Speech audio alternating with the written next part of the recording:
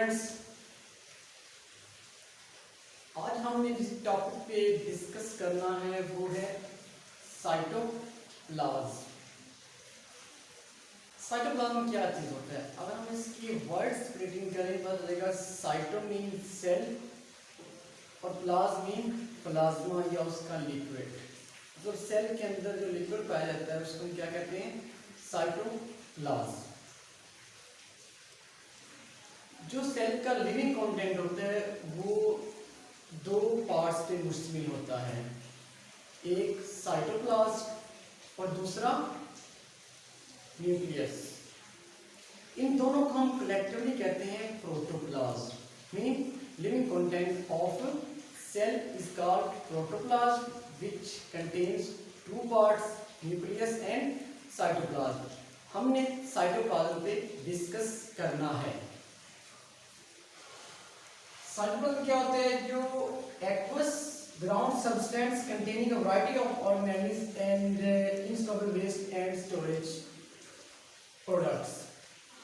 Cytoplasm एक liquid material है जिसके अंदर डिफरेंट टाइप्स की सेल ऑर्गेनेल्स पाए जाते हैं। उसके अंदर इनस्टेबल वेस्ट प्रोडक्ट पाया जाता है और उसके अंदर कुछ स्टोरेज प्रोडक्ट भी पाया जाता है। ये हमारा साइटोप्लाज्म है। अब जो सोल्यूबल पार्ट है साइटोप्लाज्म का, जो ग्राउंड सब्सटेंस आता है साइटोप्लाज्म की, उसको हम क्या कहते हैं? साइटोसोल।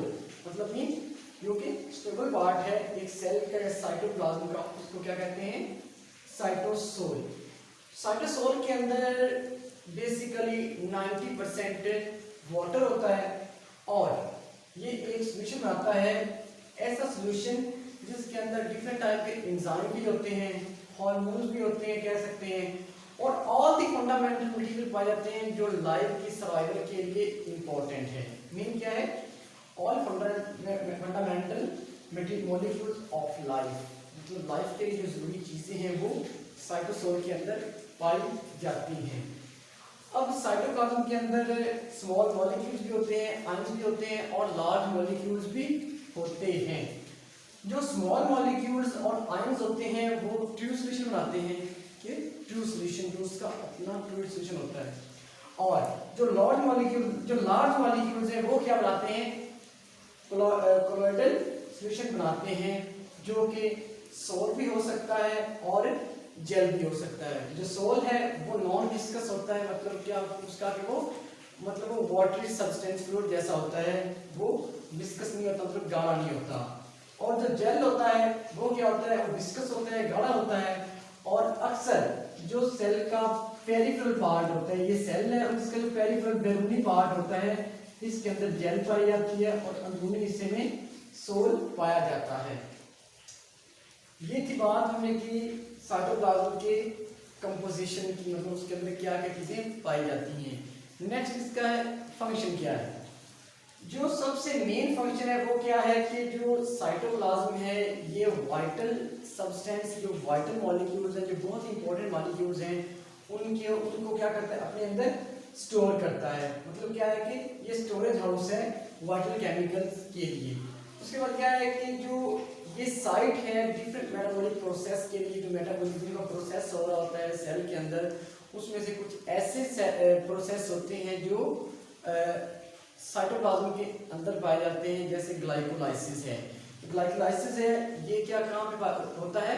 साइटोप्लाज्म के अंदर होता है। क्यों कि साइटोप्लाज्म के अंदर इसके जो एंजाइम्स होते हैं वो कहाँ पाए जाते हैं?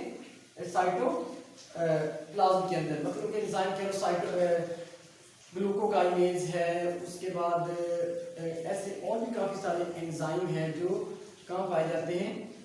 हमारे साइटोप्लाज्म के अंदर, जो कि रिस्पॉन्सिबल है ग्लाइकोलाइसिस के प्रोसेस को कैरी आउट करने के लिए। उसके बाद जो डिफरेंट सेल ऑर्गेनेल्स हैं वो भी साइटोप्लाज्म के अंदर पाई जाती है, जिसके अंदर माइटोकॉन्ड्रिया है, गोल्गी एपरेटस है, उसके बाद हमारे पास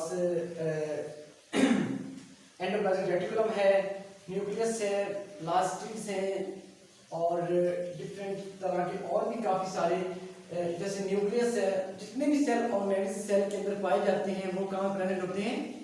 साइटोप्लाज्म के अंदर। उसके बाद फ्री फ्लोटिंग ऑर्गेनिज होती हैं हमारे सेल के अंदर, जो कि फ्री फ्लोटिंग मतलब जहाँ मर्जी अपनी मर्जी जाए फ्लोट करके जा सकती हैं। वो कैसे जाती हैं? सबसे पहले उसकी एग्जांपल क्या है? उसकी एग्जांपल है माइटोकॉन्ड्रिया। माइटोकॉन्ड्रिया क्या है? ये फ्री फ्लोटिंग एक सेल ऑर्गेनिज है। ये सेल के अंदर मूव करती रहती हैं due to cytoplasmic streaming movement, इसके जरिए। और इसको हम इस मूवमेंट को हम क्या कहते हैं?